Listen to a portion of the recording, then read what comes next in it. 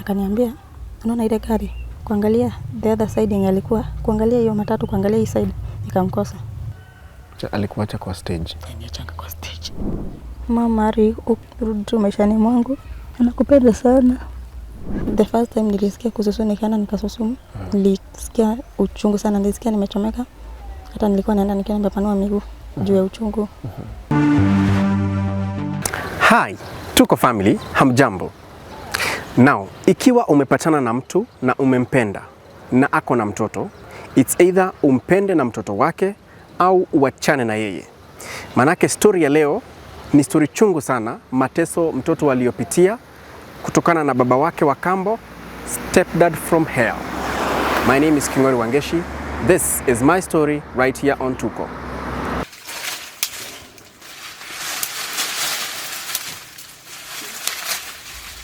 Naitwa Irene Njoki. Vile nazoambia sina kwetu. Lakini nilipata rafiki. Huyo rafiki ndo alifanya nifike huku ni Kiambu County, Gatundu. So sasa hapa Gatundu ndio tuseme kama nyumbani. Okay, huku si nyumbani. Nilienda nikaomba rafiki yangu kazi, mama fulani. Akaniambia juu yeye hana uwezo anaweza nilipa, lakini kuna mamake anakaa peke yake. Kulikuwa yani alikuwa na msichana wake, alikuwa anamshughulikia karudi shule. So akaniambia nikuje huku for some time kabla nijipange. Na nikafurahia, nika appreciate. Sababu si watu wengi wanaweza kubali mtu akae kwao. Asante sana. So kuna sababu ambazo zimefanya ukue kwa hiyo situation kwamba hauna kwenu. Tunaweza sasa kuingia kwa hiyo story. Ni nini kiliendelea? Okay, mimi nilijipata Nairobi nilijipata na mamangu tukiwa kwa plot, tuko tunakaa plot kwa Nairobi. Na nilikuanga 9 years. So lakini sikumbuki vizuri shule ilikuwa gani, lakini nakumbuka tulikuwa tunakaa huko na mama alikuwa anaenda vibarua, anatafuta cha kukula, tunapata sometimes. Yani najua vibarua inakuanga ngumu kupata, lakini alikuwa anapata. Akipata kukula ni sawa, shule akikosa ni sawa. Lakini saa juu ya mashida vile ilikuwa imemsukuma, kuna alipata mzee alikuwa Mluo, naweza kumbuka. Akamwambia anaweza muoa. Mama akamuuliza kama atakunikubali na atamkubali na mtoto wake na kunisomesha. Akasema ni sawa tu. So nikapewa transfer tukiwa kutoka huko Nairobi. So tukaenda Kisumu. Tukaenda na huyo dada. So atupelekanga mahali ndani sana. Siwezi kumbuka vile ilikuwa inaitwa hiyo village, lakini kulikuwa mahali ndani sana. Tukakaa, akanipiga transfer. Nilikuwa naenda tu shule kawaida, alikuwa nalipa tu kawaida. Lakini after tumekaa like 6 months 7 months, nilionanga huyo mzee ameanza kubadilika. Anabadilika, anitaki. Anakuja anaambia, "Mom, mimi kulingana na ukoo wetu, watoto wenye si hatujajizalia wenyewe, hatuwapendi." So anaambia mamako hivyo? Alikuwa anaambia mama hivyo. Kwa maneno yake, yani anaambia mamako directly? Anamwambia directly. So alikuwa anamwambia ajue kwenye atanipeleka wabaki yeye. So hivyo venye alikuwa anamwambia, after sometimes tunakaa tu, mama alipatanga mtoto wake. Kasichana.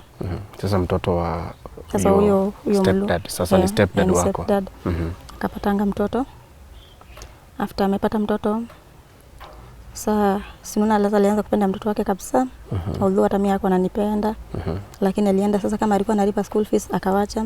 So nilikuwa nafukuza shule na kuja nakaa home. Mama akipata kibarua ananilipia narudi. Hivyo nafukuzwa narudi. Na at that point mamako alikuwa anasema nini ama?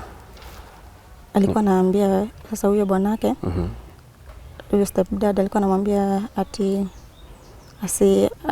ajue kwenye atanipeleka tu. Naye mama anamwambia, "Sasa unataka nimpeleke wapi? Na uliniambia utanikubali na yeye." Na sasa na yeye anasema, "Mimi sitaki kujua. Sisi kulingana uko wetu nilishindwa kukwambia hivyo, lakini hatukubali watoto wenye si wa damu yetu." So mimi nilikuwa nasikia vibaya, lakini navumilia tu. Mama nashindwa ataenda wapi. Kuna siku alikuwa anaenda job. Alikuwa anafanya kazi za mijengo. Yeah, lakini alikuanga na pesa. Juu alikuanga foreman. Alikuwa foreman katika sites za mijengo. So unaona nikukataa, alikuwa anakataa kunilipia shule. Lakini alikuwa anatokea siku zingine anakuja usiku, siku zingine anakuja mapema. So lakini tulikuwa tumemzoea sana akikuja saa 1, saa 2, saa 1, saa 2.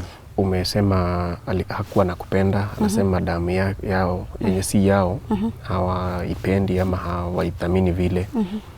Na wewe mwenyewe alikuwa anakuonyesha hivyo? Alikuwa ananionyesha madharau juu hata akingenipata mahali mama ako, alikuwa ananichapa sana. Kama kuna kitu nimefanya. Mama ako akiwa? Kama hayuko, ananichapa. Akikuja, yes, ananionyesha yani anipendi, bado hako ananionyesha ananipenda, lakini hako ananichapa mama akiwa. Lakini mama akienda, anachapa, akikuja mbele ananichapa. Ilifikanga siku moja, mama akaendanga kuchota maji. Kulikuwa na mto hapo mahali tulikuwa tunakaa, mto bado ilikuwa mahali mbali kidogo. So akaenda kuchota maji. Akaniachanga na mtoto. Susi akanibebesha mtoto. Sasa hivi ananibebesha mtoto, niko 10 years. Sasa akaniacha na mtoto, akaniambia nimwangalie. So hiyo siku alienda kuchota maji. Dada alikujanga mapema, alikujanga saa 10. Akakujanga, akanichapa makofi, akiniambia ati kwa nini nachapa mtoto wake. Sikuanga nimemchapa. So nikaanza kulia nikiambia Mungu, kwani nini nilifanya? Nachapa na kuna kitu nimefanya. So sikusikia vizuri. Sikusikia vizuri hata kidogo. Pole. Okay. After kunichapa, hakuachana na mimi. Akatoka nje, akaangalia, akarudi. Akanichapa tena, akaniambia nitoe mtoto wake. Akamfungua, nilikuwa nimembeba, akamweka kwa kiti. Akaniambia niingie bedroom, walikuanga wanalala na mama. Nikaingia. Akaniambia nitoe nguo zote. Nikakata.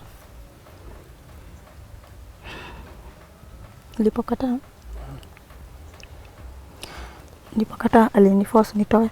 Alinichapa tena nikatoa. Kwa nilikuwa mdogo. So nikatoa. After nilitoa, nikatoanga 2 cigarettes kwa mfuko. Kaanza kuzivuta pole pole. Hiyo moto yenye ilikuwa inabaki.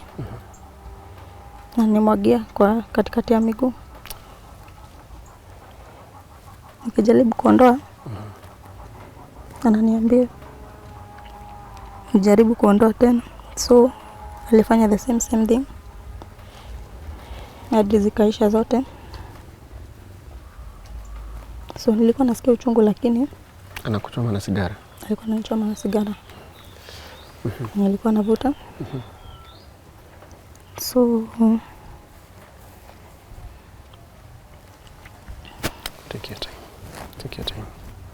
Pole.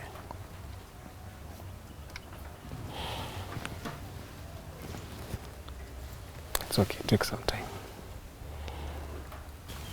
Kunichoma ndo alichukuanga nguo. Nilichukua nguo, akaniambia nivae. So hata sikuoga juu kutaka nioge, nilivaa tu. After kuvaa, sasa unahisi uchungu? Sikia uchungu, kuchomeka ni uchungu. Nilikuwa naenda kupanguza, ananiondoa mkono. So nilichomeka vibaya sana. Haja yake ilikuwa tu kukuchoma? Mimi alinichoma tu. After akaniambia nijaribu kusema, ataniua. So nikanyamaza. Nikarudi sasa ile mwingine yenye tulikuwa, aliniambia nirudi. Nikakaa hapo na huyo mtoto. Akaniambia nisimguze. So nilikuwa nimekaa tu karibu na yeye. Nakatoka nje kidogo, sasa akakaa. Sasa mama alikuja. Hakukaa sana, lakini alikuja. Akakuja. Akaniuliza kwa nini mbaya juu nilikuwa naonekana si feel poa. Nikamwambia hakuna. My dad alikuwa hapo nje. Aliniambia nikisema ataniua. So akajaribu kuniuliza, sikumwambia. Akaendelea kupika kama kawaida, akaniekea. Huyo dad akasema nisiekewe. Ati nisiekewe food, si mimi natafutia chakula. Hiyo siku walikuwa nasema unyimwe chakula na ameshinda akikutesa na sigara. Na nikuulize Irene, sasa kama amekuchoma na sigara, private parts, haja ndogo ulikuwa unaenda namna gani? Nilikuwa nasikia kususu, navumilia. Juu the first time nilisikia kususu nikaenda nikasusu, nilisikia uchungu sana, nilisikia nimechomeka. Hata nilikuwa naenda nikiwa nimepanua miguu juu ya uchungu.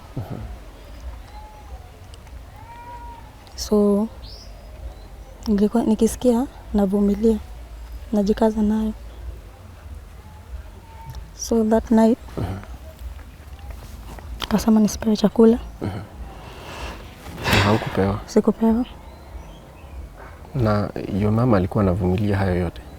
Alimuulizanga kwa nini asipewe, na yeye akasema ati si mimi anatafutia jumizi mtoto wake. Sasa mama akienda kunipea alikuwa anaogopa sichapo juu angefanya kitu ya kunisupport mimi. Alikuwa anachapwa. Anachapa mamako? Ama anamgombanisha. Alikuwa anachapa mamako na anakuchapa wewe pia? Mamangu alikuwa anamchapa. Ikikuja ni mimi anakuja saidi yangu. Sasa hapo ndo alikuwa anamchapa. So alikuwa anataka mama ni support. Alikuwa anataka tu mimi yani nitoke kwa maisha yao. So hiyo usiku nikalala njaa. Mama kaamka usiku akatime akiwa amelala. Akakuja akaniambia, mtoto wangu tafadhali lala tu hivyo, utakula kesho. Juu nikikupea chakula Utapigwa. Nikamwambia ni sawa, lakini nilikuwa nalia. So nikienda juu sikuwa nalala na wao, nilikuwa nalala mahali chini. Nilikuwa ameniwekea mattress chini kwa room ya sitting. So nilikuwa nalala hapo. Mama akakuja na nilikuwa nalia, akaniuliza kwa nini unalia? Kama ni njaa usilia, utakula kesho. Nataka kumwambia lakini naogopa juu huyo dad ako kwa nyumba. So mama karudi. Akaenda mama akatokanga asubuhi. Aliamka akatoka nje. Na huyo dad akakuja akaniambia, nikisikia umesema juu naenda nitakuua. So nikamwambia sitasema. Akajitayarisha tu kawaida akaenda job. So mimi tumeachwa na mama. Nikaona tu lazima nitamwambia. Nikamwambia what happened. Akalia.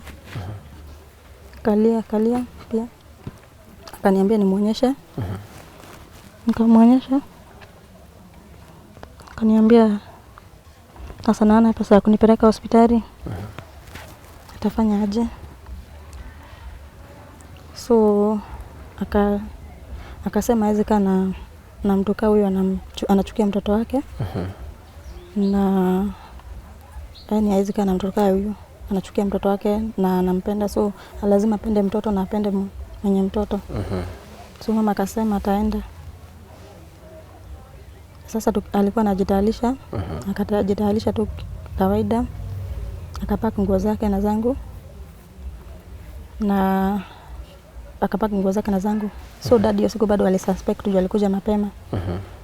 Akikuja mapema akapatana na mama akaenda kuoga. Akamuulizanga kwani unaenda wapi? Juu sinangi kioga hii masaa.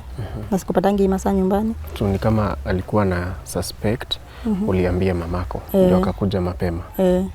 So mama akamwambia hapana, napeleka mtoto mdogo ako na homa hospitalini. Sasa mtoto wake. So na yeye akasema na juu sikuacha huyo mtoto akiwa mgonjwa, unampeleka aje hospitali? Mwambia hapana, tu ni homa kidogo, nampeleka. Akakuja akanipata kwa nyumba. So mwana mama ameingia kwa bafu. Akaniambia kwani ulisema? Nikamwambia hapana, sikusema. Nikitetemeka sana. Juu nilikuwa naogopa. So mama akamaliza kuoga akakuja. Akamwambia hawezi chukia mtoto wake. Hawezi chukia mtoto wake na akae na yeye. So labda mtu mmoja aende. Labda sasa yeye aende na mtoto wake. So akienda kuchukua huyo mtoto mdogo, sasa amemaliza kujitalisha. Na mimi sikuwa naweza na kuoga, nilikuwa naona nitasikia uchungu kabisa, juu hadi kutembea ilikuwa shida. Nikavaa nguo tu, nikatoa zile nilikuwa nazo nikavaa. After kuvaa, mama akasema sasa tunaenda. Akaambia sasa huyo bwana live, mimi weze chukia mtoto wangu na tukae na wewe, so labda sisi tuende sisi wote. So akajipanga, si akapack nguo zetu na zangu na zake, lakini hakupakingi za mtoto. Lakini akabeba mtoto. Dad akamwambia anapeleka wapi mtoto wake. So unaona mama akatoa mtoto akamwacha. Tukaenda ni mari mbali ndo tufike town. So tulikuwa tunatembea miguu, tukapata lift ya pikipiki, tukabebwa mpaka stage. Sasa hizo mnaenda wapi? Mimi aliniambia ati anaenda anipeleke kwa chemist, aone vile nitafanyiwa. Alafu sasa tuende kabisa. Sasa ni kwenda tunaenda juu amesema atarudi huko. So tukaenda. Mlikuwa mrudi Nairobi? Mimi sijui tulikuwa tuende wapi. Lakini nilikuanga na idea. Shosho wangu anakaanga Kasarani na Naivasha. So lakini tulikuwa tunaendanga kumtembelea sana. So tukifika hiyo stage tulikuanga tumesimama na mama hapa na hapa, vile tu mnasimama kawaida. Alikuwa amenishika mkono akaniachilia. Akaniambia, unaona ile gari? Ndio uiangalie. Kaiko na watu. So mimi nikaangalia. Nikaangalia. Sasa ni matatu. Ni matatu, ilikuwa matatu. Kuangalia the other side yenye alikuwa, kuangalia hiyo matatu, kuangalia hii side nikamkosa. Ninaka nikifunga macho. Nikashinda nitafanya nini? Sasa hizo mko stage. Umeenda kuangalia mat. Tuende. Niliambia tunaenda. So unajua unafuata tu mamako. Juu amesema tutakaa na huyo tena. So nikamkosa. Mamako hukumpata pale? Nikajaribu kumwangalia, sikumpata. Na sikumpata. Alirudi na nguo zako na zake? Hakurudi nazo, aliziacha hapo. Zako na zake? Aliziachanga hapo. Zikiwa na bag. So mimi nikaanza kulia. Nikalia. Makondakta walikuanga hapo wakaniulizanga shida yangu ni gani. Nikamwambia kwanza kama mnataka kunisaidia mnipeleke hosi kwanza juu naumia. Huyo mmoja akaniulizanga naumia wapi. Ndio nikamwambianga nimechomwa private part. Wakajaribu kuniuliza nilichomeka aje, nikamwambia nitafutie mtu mama nimwambie. So wakanitia mama. Akanipeleka public toilets zilikuanga kwa hiyo stage. Akaniangalia, alishtuka. Ndiye akasema sitatembea tena, akanibeba. Akanipeleka chemist, akanipelekanga hosi. Chemist ndani ya stage, nje. Akanipeleka. Daktari sijui na mani daktari huyo mwenye alikuwa anauzanga chemist. Sasa huyo mama akamwambia niangalie. Akamwambia nikuchomeka. So huyo daktari akasema kwanza anipea painkillers, akanipea dawa. Lakini hakunidunganga shindano, alinipeanga tu madawa. Huyo mama tukarudi naye huko stage. Sasa huyo mama hakuwa ananitaka, yani mari naachwa na yeye. Huyo ule dereva mwenye alikuwa ameniulizanga kwanza, alikuwa na conductor. Huyo dereva sasa akaanza kuniuliza maswali. Akaniulizanga nataka kurudi huku ama huku. Nikamwambianga acha nitafute shosho yangu. Juu na mama ameniacha. Alikuacha kwa stage? Aliniacha kwa stage.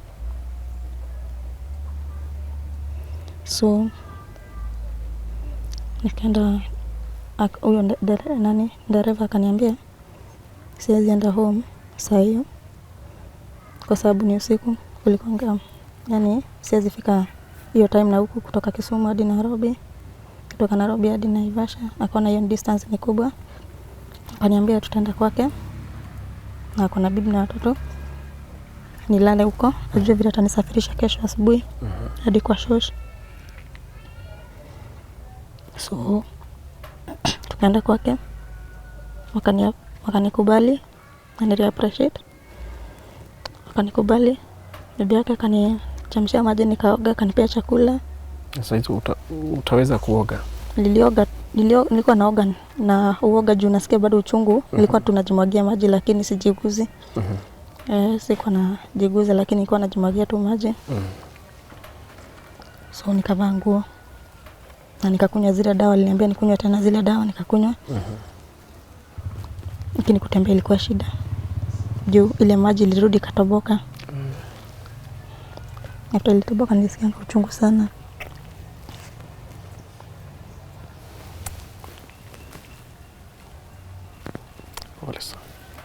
Nilisikia uchungu sana.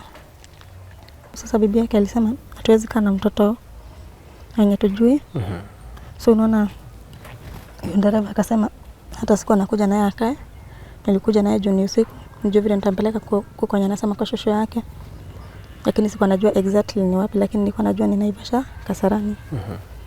So hakunipeleka yeye mwenyewe, akaenda tena akaniviana kwa dereva mwingine wa gari za Naivasha. Tulimpata. Uzuri wake hakuwa amenisahau sana, lakini hatukuwa tunatembeanga kwake sana. Kaniulizanga, wewe ni Njoki wa Shiko? Nikamwambia Nikasemanga, mama yako ako wapi? Akilianga. Jua tuendangi kumtembelea.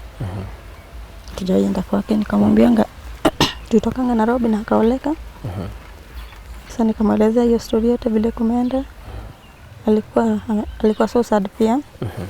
Lakini akasema hata kama ni ngumu yeye sana kupata kitu ya kukula, atanikubali tu. Juu mimi alisema mtoto amezaliwa tupangwe. So akanikubali. Lakini alikuwa ananiambia kupata kitu ya kukula ilikuwa ngumu sana. Juu hawezi enda kazi. Ni mama mwingine alikuwa anamleteanga vitu. Lakini si kila saa. Alikuwa anabahatisha. Akujanga akasema anaweza nisaidia. Na kunisaidia yani ajue vile nitaenda shule, lakini uniform tujue kwenye tutatoa. So shosh akasema hawezi pata uniform. Yeye alisema tu hawezi pata uniform hata kuendeaje. Hawezi pata mtu anaweza omba. So huyo mama akasema nijipange. Ajue vile tanipeleka shule. Mimi hiyo siku ikafika, ajue alitupeanga 1 month. Tulikuwa tumejipanga. Akaniulizanga nilikuwa class. Sasa juu vile nilihama Nairobi nilikuanga class 2. Nilikuwa nimechelewa juu 9 years nafaa kuwa class 3. So nikamwambia nilikuwa class 2. Akaniambia ni sawa. So nikapelekwa. Nilikuwa nasoma tu na mashida. Juu niliendanga na uniform na nguo za nyumbani. Shosha alisema hizi pata uniform. Tukaka. Nafukuzwa, naambia ninunue uniform. Naambia sina. Nilimaliza class 8. Nilimaliza class 8. Lakini kikuja kumaliza nilikuwa na mashida mengi sana. Juu shosha aliendanga kikonja kanga. Alikuwa na pressure. Akajawa na maji kwa tumbo, alikuwa na sukari. Alikuwa na shida mingi sana. Na alikuwa na shida ya kidney pia. So nilikuwa nashindwa nitamtafutia pesa ya kukula. Pesa na sipati pesa mingi, nilikuwa napata 80 bob per day. Juu mtungi ni 10 bob. Na sikuwa naweza na sasa hiyo mtungi before nijaze, najua nachota na vibuyu naenda naweka. Before nijaze nita take long. So nilikuwa napata 80 bob. Nikienda sana so naenda nanunua unga. Hizo siku unga ilikuwa expensive. Nilikuwa nanunua unga. Sometimes tunakosa mboga hivyo. Lakini tulikuwa tunakubali life vile iko. Na unasema unaongea in the past tense. Tulikuwa shosho yako ako wapi? Sahi aligonjeka mwezi wa 3 mwenye ulipita. So she passed away. So Sorry.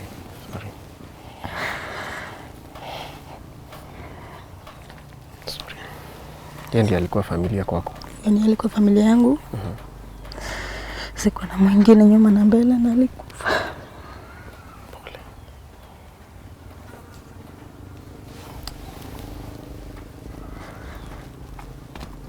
Pole. Alikufa mwezi wa 4. Aligonjeka tu ghafla, kaenda hospitali. Nilikuwa naenda kumwona, though sikuwa na pesa za kumnunulia hadi matunda, lakini nilikuwa na mama mwingine alikuwa anakuja kuniangalia. So tukamwangalia. Akakufa, hakuwa na mahali pa kuzikwa. So akazikwa Kabati, Naivasha, kwa makaburi. Kwa cemetery. Sorry. So sorry. Sasa hii sina mtu naweza ita mama. Sina mtu naweza ita shosho, yani mtu wa kazi sina, ama auntie. Ni watu marafiki wenye wananisaidia. Hauna nyumbani? Sina nyumbani. Siwezi kaka watu wale wengine niseme ati nimeenda kwetu ama kwa shosho yangu nina kwetu. Nikuulize, wakati kama huo ambapo tunasema hauna nyumbani, hauna watu wenu, uko peke yako, huwa unafeel aje ukijua kwamba yes, uko na familia? Najuanga mama kwa live, lakini alini achanga.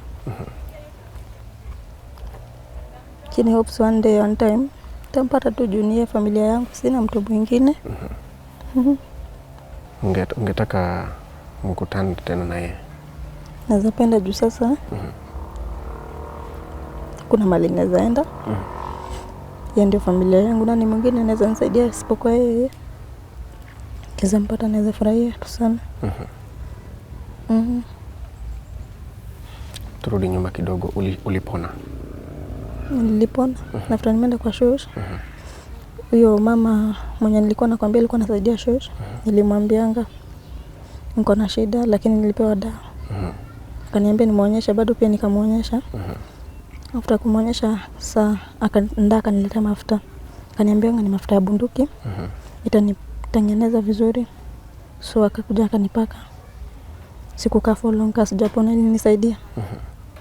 Lakini inaonekana bado uko na huo uchungu, leave alone tuseme tu uchungu ya kuchomeka kwa roho. Nakuanga na uchungu kwa roho. Kwa nini anifanyanga hivyo? Kwa nini? Na kwa nini mimi?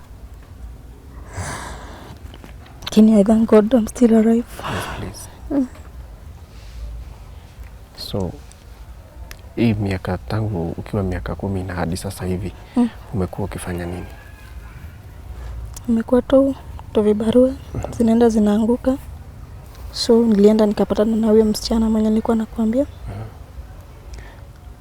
Huyo msichana akanikubali tu. Tukakaa kwake. So nikienda kibarua na naenda kwake. Nikienda kibarua naenda kwake. Lakini ilifika time akaniambia hatuwezi kaa na yeye hivyo. Nilienda Nyondie, huko ndo tulikuwa tunakaa naye. Nikipatana na mama mwingine tulikuwa tunasalimiana na yeye sana sana. Nito Paris. So nikamwambia wewe usiniandike kazi wewe, akitafadhali hata kama nikukufurianga nguo. Akaniambia wewe mimi pesa yenyewe napatanga siwezani kuandika mtu. Nikamwambia wewe akijua basi vile utanitafutia wewe, please juu nateseka. Sina hadi kwa kukaa. Ndo aliniambia atanipeleka kwa sasa kwa huyu mama yake. Akaniambia nikuje huko, although ana pesa za kunilipa, tukae na yeye tujue after, yani nijue what next mimi mwenyewe. Jua niambia zipata pesa ya kunilipa. So nimekaa tuko na mfanyia tu hivyo, at least nipate mahali pa kukaa. Nime appreciate. Juu amenikubali, si watu wengi wanakubaringi.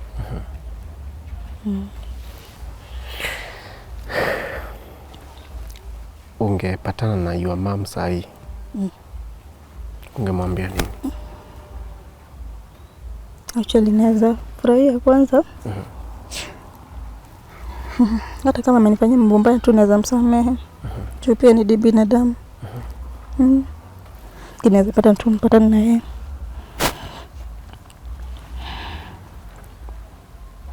What about your stepdad?